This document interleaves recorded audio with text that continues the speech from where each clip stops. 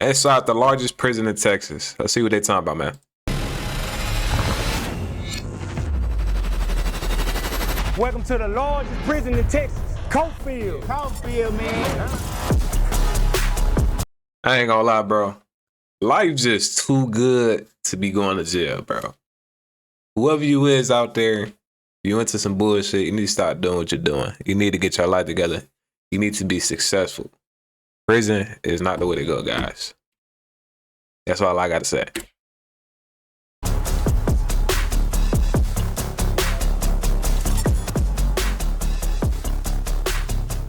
Hello, fellas. How you guys doing today? I'm the very first person convicted for murder off of social media. What are you talking Step about? up in an environment like this, it's like walking. Hey, do y'all think like jail is like... Gotta be careful how you walk. Y'all think jail better than what they be making it seem like in the movies and shit like that? I feel like they low-key be lit in Me that and my bitch. partners went to his side of I town. low-key feel like they and be we lit as ended up hell. jumping Not gonna on lie. his partners. That was the birth of the beef. The Coffield Unit. It's a name that new arrivals to the prison fear. For decades, it's carried a reputation as a brutal and unpredictable place. Located in Tennessee Colony and home to over 4,000 men, it is the largest prison in Texas. In cell walls, tensions can run high. There's racial conflict, gang rivalries, power struggles, and stabbings. Offenders here have taken lives. Conflict, gang rivalries, power struggles. In cell walls, tensions can run high. There's racial They got white buddy in it. He ain't finna play no game. conflict. Bet you he beat his ass too.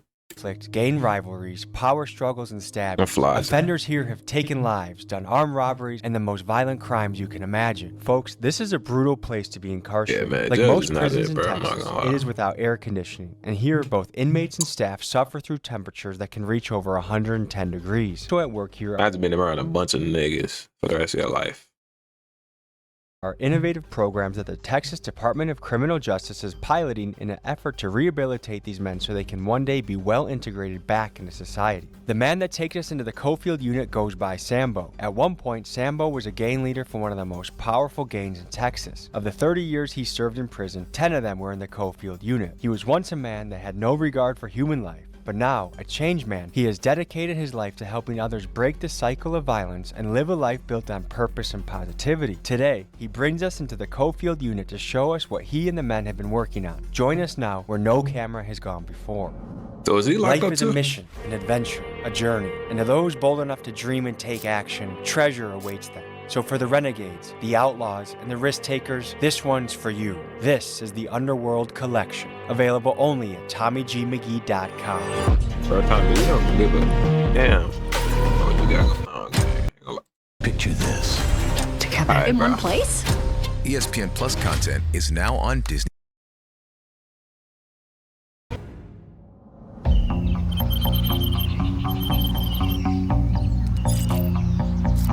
Shit look like a movie.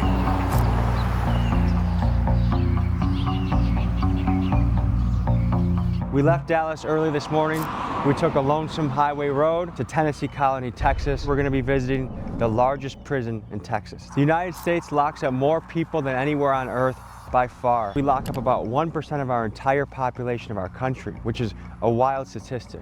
There are people here that haven't seen light of day as a free man for 10, 15, 20 plus years. And I'm eager to learn their stories, hear their experiences, and see how they deal with the concept 20 of years living around a bunch of in niggas, a cage remember that. for a good portion of coochie their in there. life. This, folks, will be unprecedented No girls. access to the Coffield unit in Tennessee Better Colony, stop. Texas. Better lock in, bro.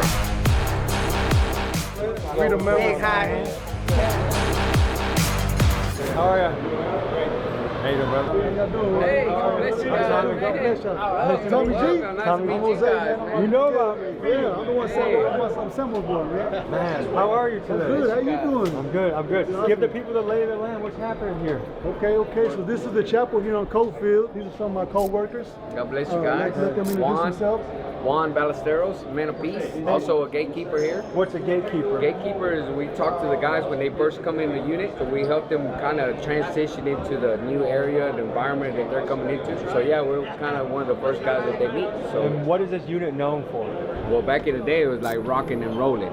Yeah. Right? So it was really going down with gangs and all that. To give you an idea of what we are walking into, let's give you some insights on the history of violence here at the Coffield unit. In September of 2023, an inmate at Coffield unit stabbed a guard. After he was restrained, the inmate was severely beaten by guards and hospitalized. 13 guards resigned or were fired shortly after. For a prison facing staffing shortages, incidents like this put further pressure on the guards. And they're Also getting their ones in. Billy They Chimere, whooping shit in killer that of 22 women, died at the hands of his cellmate. And if you read the accounts written by inmates on prisonwriters.com, you'll see countless stories of men being stabbed, strangled, and extorted. So knowing full well the violence that lurked within these walls, my aim was to find the humanity within these men. When I was there, it was a very violent, volatile environment. Violence is what set the standard. So I knew that my only method of progress would be to instill the most fear in as many people as possible. Well, I got a little life sentence, right? Been here 17 years. I was high on drugs. Life so sentence. Drugs made me snatch a lady's purse, which gave me a life sentence. Second time down. First time was an 2-year sentence, and then they shot me with a life sentence 5 years later. I wasn't arrested, but I was rescued. So to me, that is a blessing. I'm locked up for possession with intent to deliver, and I've been locked up for about to be 16 years. Organized crime to with murder, you know what I'm saying? One of my partners we went to go meet up to fight outside this little parking lot or whatever, and in the midst of the fight supposed to happen, people started shooting, you know what I'm saying? Without saying something, you know. I'm an ex-Mexican Mafia gang member. I spent almost 13 years with that family. I'm not proud to say, but I stabbed somebody 22 times. Where were your parents in the picture? Bro, what?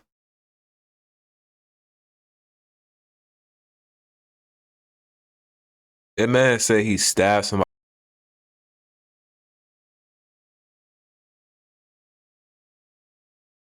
Why 22?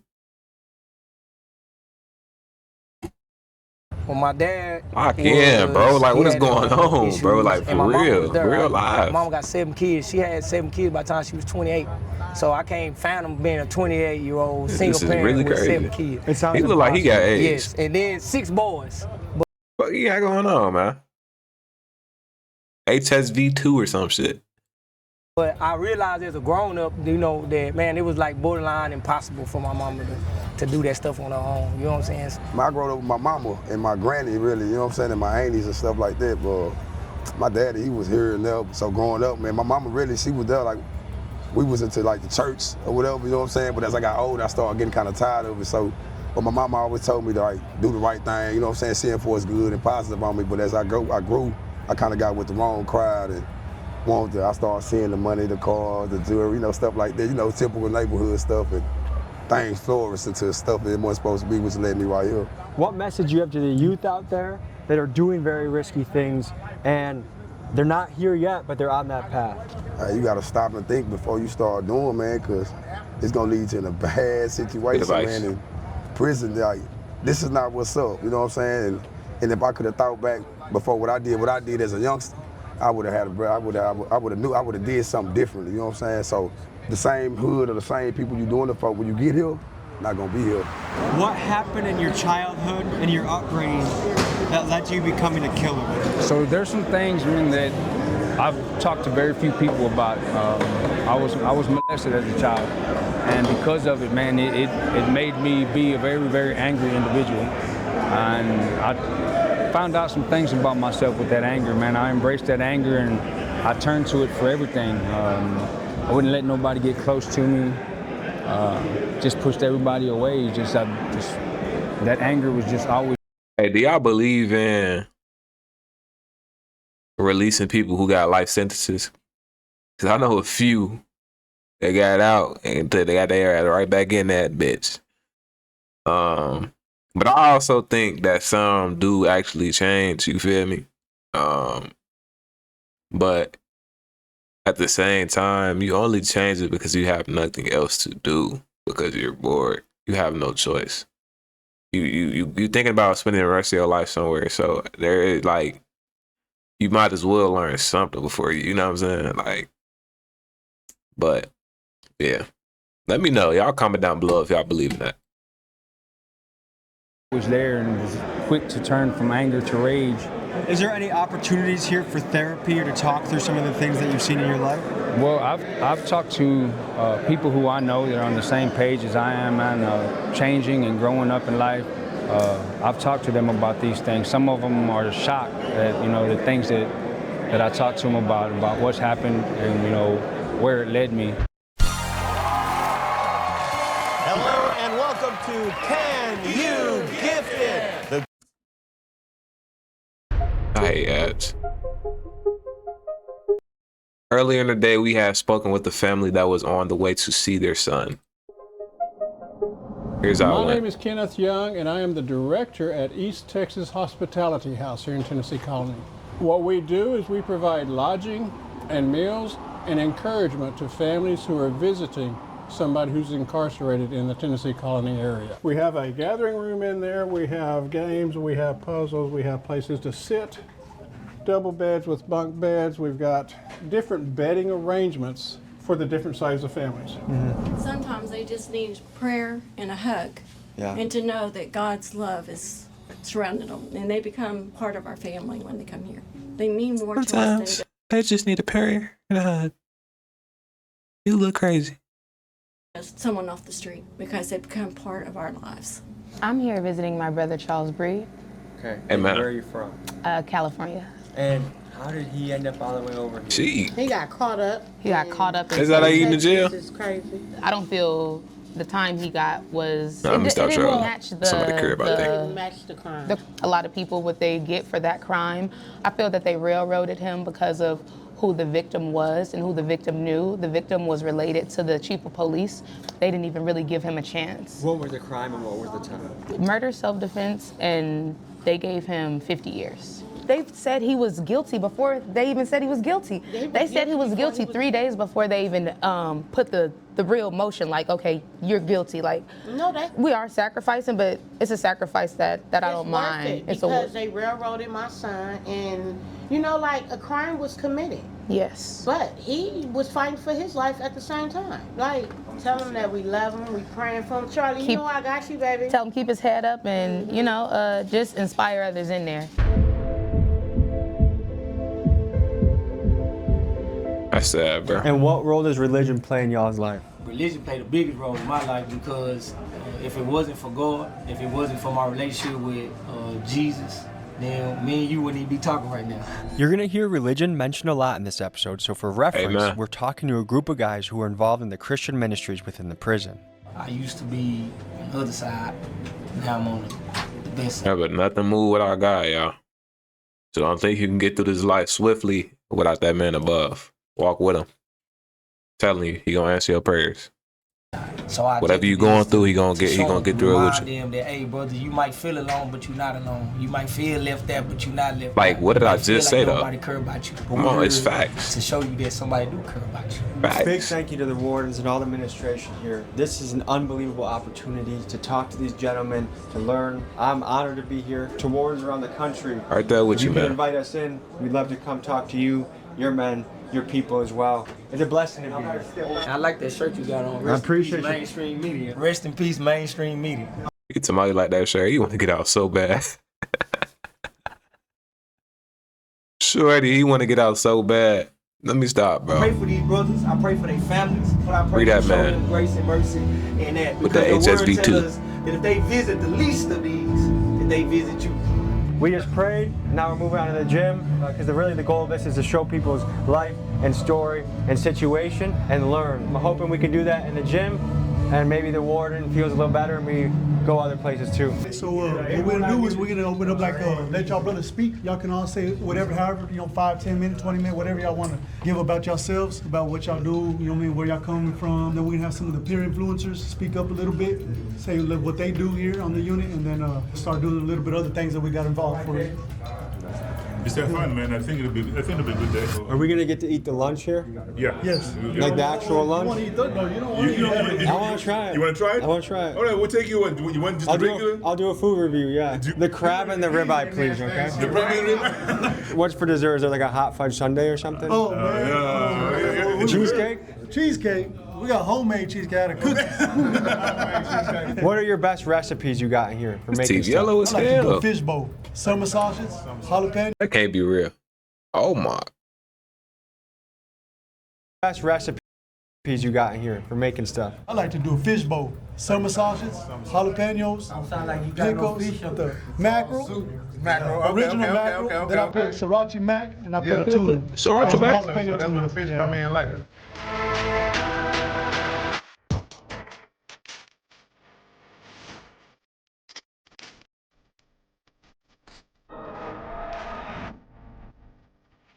They call them the bricks. They gonna make a brick. This is like a little thing for Glow that we do every Friday. And we're gonna do a little bit of performing, front line, and we're gonna do a little bit of rap. I made the personal choice to become a better individual, to become a better man. I fell into the street life. You know, I succumbed to the elements of the street. If I was gonna be a gangster, I was gonna be the hardest gangster there ever was. I was involved at the highest level of criminality. They look like they moving so free in that prison. They doing rap battles, all that. What type of jail this is? Snitch on nobody. You know, I finally realized that I needed to use my influence in a positive and productive way. I renounced my membership in the gang and just started doing positive things on my cell block. Good job, and I'm man. out here in the free world doing the same thing that I was doing in there, but out here modeling it.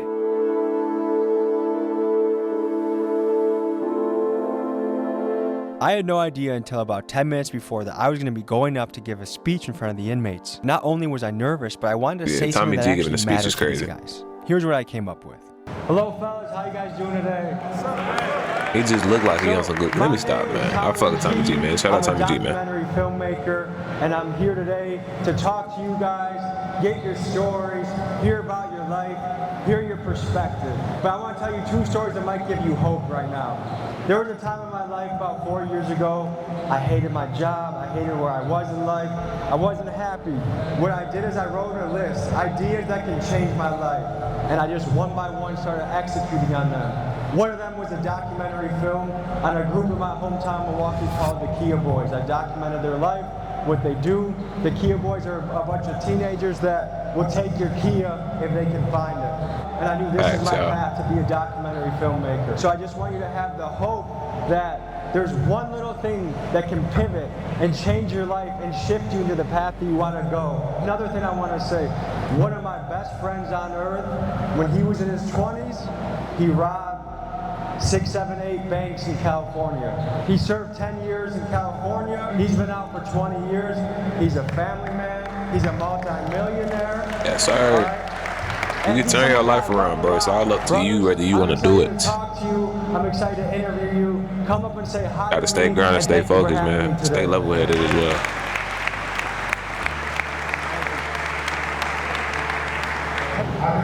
That's something I never expected to do, but I'm glad I did.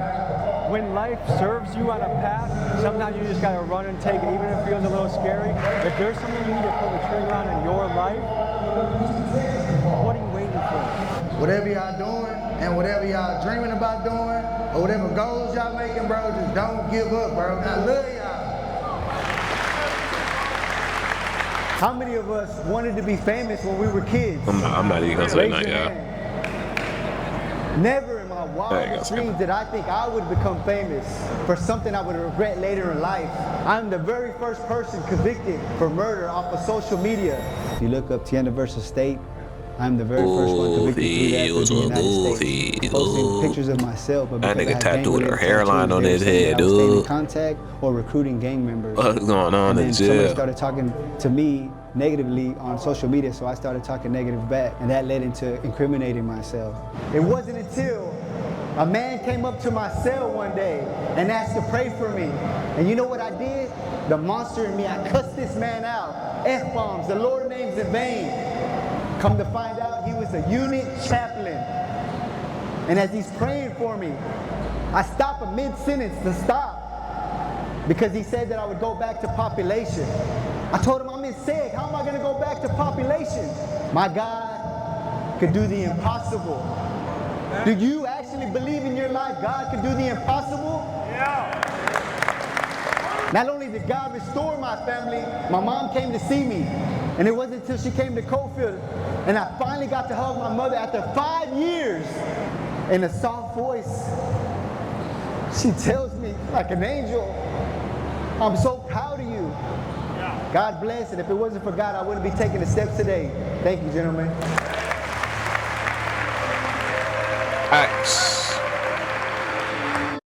Great brands, great prices. So wholesome, man. They just... Wait, it's unfortunate, man, but that's why life is based off of decisions, man. You got the choice, bro. How hard to get in there. Usually on Saturday, you go to church. That's probably about the only thing that we got to look forward to on the weekend. Church services, unless they have an event like this. I'm telling you, what type of church? I mean, what type of prison is this, bro? These got to be the most rich prison ever, nigga. Like. Well, it all depends on what you're doing for yourself. It's got to be the most richest prison ever, bro. Like, I've never seen. They got churches, all this. Maybe because they ain't been to jail. I don't even know. Guys do here to pass but time. they look hella free in there. They don't even look like they in jail for real. I'm involved in culinary arts. Man, take me to the cell block. Pretty much every day of the week. Take me to the cell block. They look rich. I don't know what they got going on, man, but it don't even look like they in there serving a sentence right now. This is crazy. Ridiculous. So 2 questions that a lot of people in society are asking right now. Number 1 is, does prison rehabilitate people? And number 2 is it the job of prison to rehabilitate people? We got HSB too. I can say this. I just did 14 years down here. I stepped out for about a year and a half. You know, it boils down to what the person wants to do.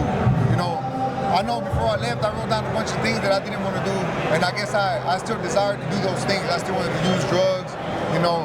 Thanks to God, I came back with an 8-year sentence, and then this time, you know, my whole perception of prison has changed. To me, I see it as a school. You know, you have a lot of opportunities, so I'm taking advantage. Ain't no damn school. What is wrong with you?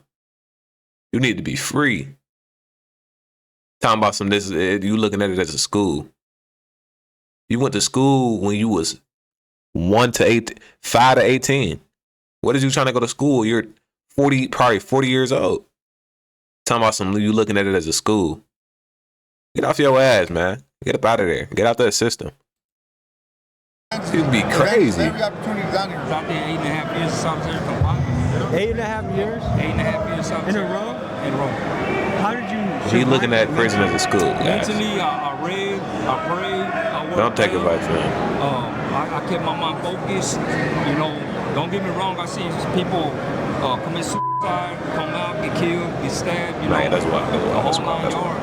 But I seen it all, man. Himself, you name it. When a prisoner is deemed too dangerous for the general population, they are sent to a place designed to isolate and contain solitary confinement. Here, they are locked in a windowless cell no larger than a parking space for up to 23 hours a day. Their only reprieve each day is a brief hour for exercise alone in another cage. Days blur into weeks, weeks stretch into years, and some inmates endure this for decades. This raises an unsettling question. Does solitary confinement cross the line into inhumane punishment, or is this a necessary evil? What do you do with inmates who have relentlessly and brutally attacked fellow prisoners or guards? This is a question that we as a society are still figuring out. Do you think that should be allowed to put a human in solitary confinement for 8 years? No, I think that's humane because I believe people deserve a chance.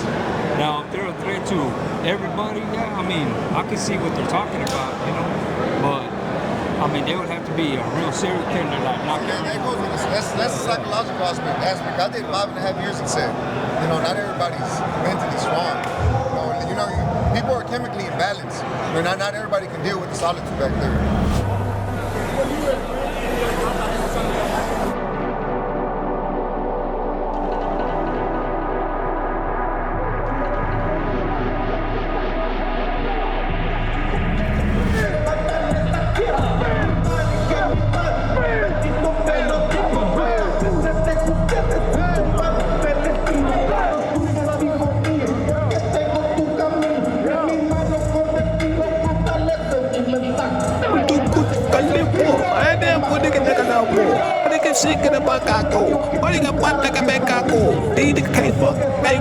They can't rap. These niggas need to go back on lockdown, nigga. Put them on that lockdown.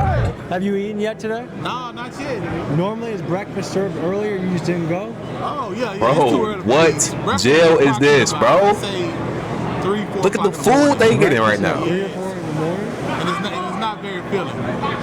Well, just due to the schedule, because it's such a large This is crazy. Like, I would believe they not in jail, bro. I'm trying to tell y'all they not in jail, bro. Jail is not jail. And they ain't even been there. In the morning. So and then you go back to sleep. And then you got to go back to sleep. And a lot of people have to get up and go to school and things of that nature there. So people are in general used to get up around about 3 o'clock and starting our day then, and then we'll end up going to bed around about 10, 11 o'clock at night. Bring them home. Bring them home. Bring them. Bring them. Finish it. Bring them. Finish it. Finish it. Fuck. Hold on.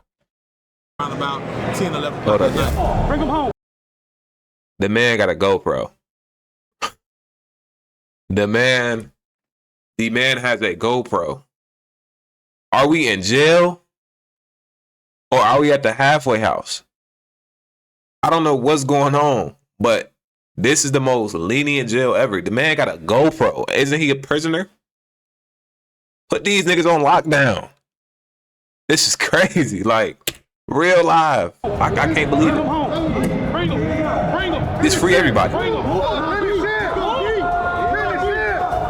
And he ugly as hell.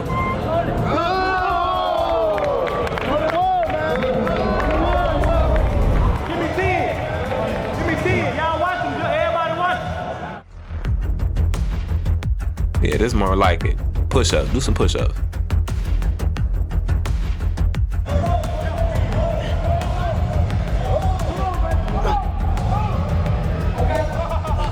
Look at Tommy G.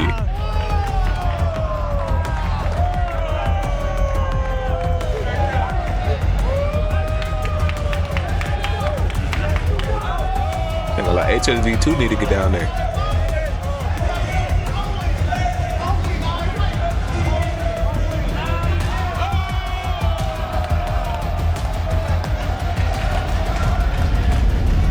How many push-ups you do today? Man, probably like 250, 300. That's just an exercise. But them right there, that's something different. What's the most you've done in a day? Oh, probably like 1,000. 100 sit-ups, 200 squats, something just keep it going. We just want to say, man, we both from the Arlington, Texas, man. So shout out to HSV2. Texas, man. You know what's crazy? Let me show you how good God is, man. We used to be enemies in the world. Man. Right? We literally used to beef with each other. Like, for real. Beefing with each other. But now, And he started. Now he HSV2. He can't beef no more. Look at him. Look at his lips. look at God. Come on, dog. Like, be for real, You know bro. what I'm saying? Now we doing Can't tell me that ain't what's going on. And Tommy G messing up my clip. I'm trying to get a clip, but I keep getting an ad. Fuck. So back in the day, you guys used to beef. Tell me about that. Well, so we both got two Yes, I'm clip farming. I need to blow. Y'all trolling. different reasons why the beef Real started, life. which is funny.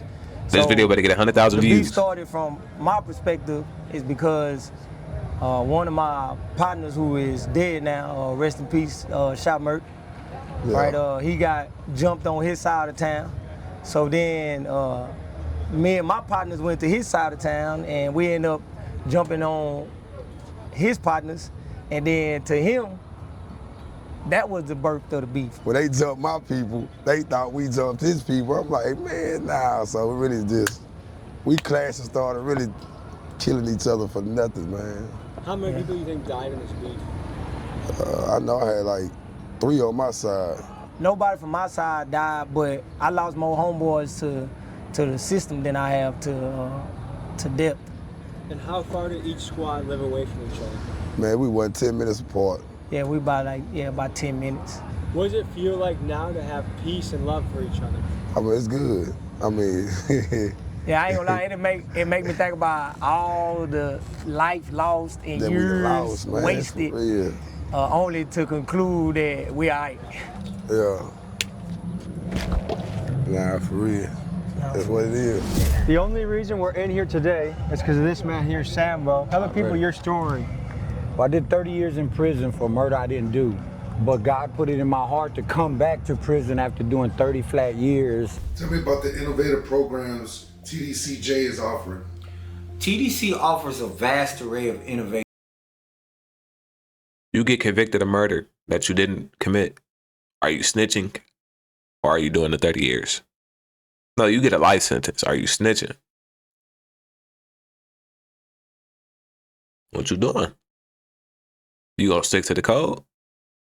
Or you gonna let them people know? Like, fo, you gotta do your time, fo. I don't give a fuck. I don't care. Hey. That's on you. If you feel like you're gonna snitch, don't put yourself in that position. That's all I gotta say.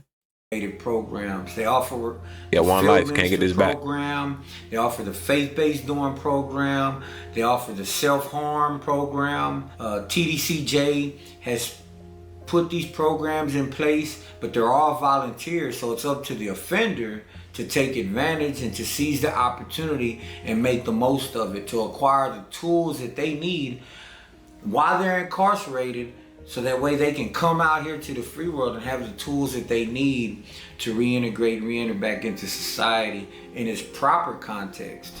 So today I walk as a father, a husband, and a man of God. But my example is one so that I can give inspiration and motivation to the brothers that are locked up. Tell me about your 11 years of administrative segregation. It was a time of reflection. And hey, I'm loving how this quality looking, man. You know, I was there because like I said, the man, we couldn't evolve control every me because video. of my violent nature. But while I was in there, I had to sit back and realize that I had more value, more self-worth, that I was able to be more That's than 4K just a for you. TDCJ number, that I had the ability to give back. And God first.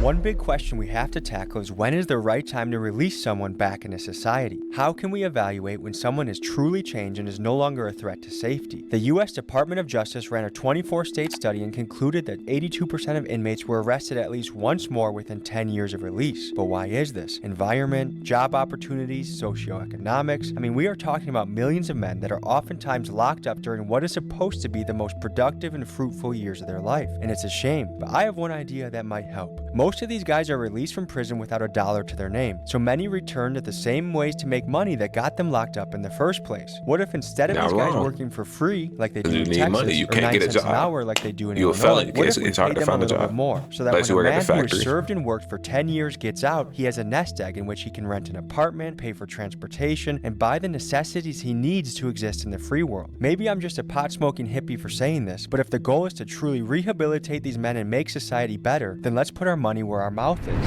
How many people are in each cell?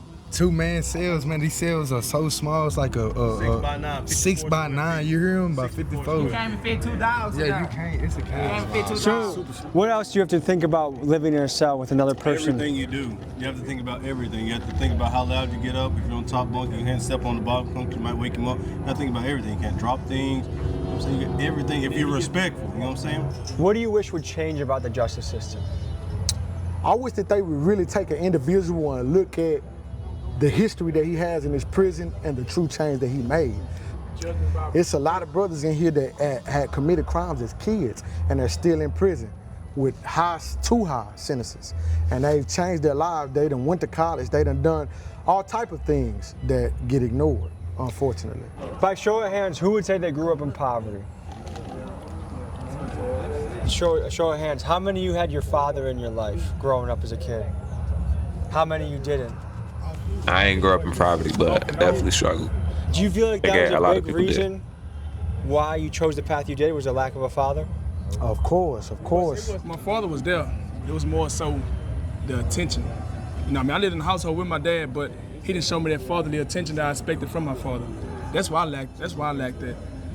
How many of you think in some way prison was actually a blessing for your life? I'm here trying to play the long ball. Somebody. Bro, this nigga HSD2 is just everywhere. He everywhere. They called the doctor, because I'm sick of this. In my heart, it was blacker than some licorice. And just like cinnamon, it was hard to swallow. Yeah, my old lifestyle, it was hard to follow. But Christ came. My life changed. He renewed my mind, new mind frame, filled with the Spirit. That's how I maintain. Now I do everything in Jesus' name. But it took me to getting locked up to find freedom. Met Christ and I realized I really need him. Because like the children of Israel, I was lost people. Now I'm playing the role of Moses because I'm trying to lead them. All right, y'all, man. So that's the end of the video, man. Till next video, we gone.